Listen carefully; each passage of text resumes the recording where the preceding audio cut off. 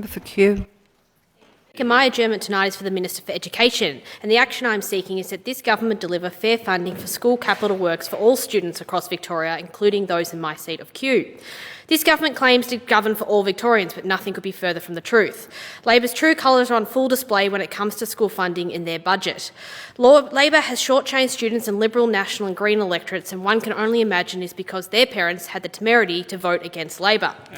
Speaker, Labor allocated $241 million for new capital works and schools in their own seats, but in Liberal and National seats, schools only received a paltry $14 million.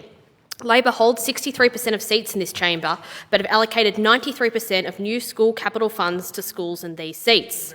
The Liberal-National coalition holds 32% of seats and have received a measly 6% in funding for our schools.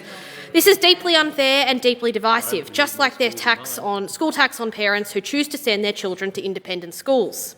In particular, I draw the Minister's attention to the 5 schools I have previously mentioned in my adjournment for her. Unfortunately, the Minister's previous response was not satisfactory for these schools that desperately need capital works in my electorate. Ad hoc maintenance funding to ensure school facilities are simply workable and safe for students and staff is not sufficient. That is the basic responsibility of government. Minimal maintenance funding does not meet the needs of these schools nor deliver what students and families expect for their local state schools.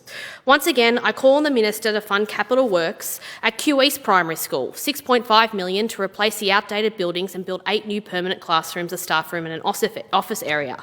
$12.2 million for Canterbury Girls Secondary College to deliver a new master plan and build fit-for-purpose science and art facilities. $6.1 million for Bourne Primary School to upgrade and reflect the increasingly significant numbers at that school and deliver new classrooms and much-needed toilet facilities, staff facilities and sick bay facilities. And once again, I call on the government to ensure that surplus funds from the building of the recent STEM centre at Kew High School are reinvested in upgrading the teaching and learning spaces and not repurposed for maintenance works. And finally, I call on the government to commit to funding Phase 2 and Phase 3 works at Chatham Primary School. Speaker, it shouldn't matter which postcode you live in or what school you go to. The government should make sure that irrespective of what electorate you live in, your school has access to fair capital funding to make sure your school's teaching and learning facilities are up to scratch. It is deeply saddening indictment that this government that it continues to punish parents simply for living in a postcode that doesn't suit their electoral fortunes, for voting the wrong way according to Labor. I call on the government to immediately review the capital funding provided to schools in the budget and reallocate it fairly across all schools in all seats, including in the electorate of Kew.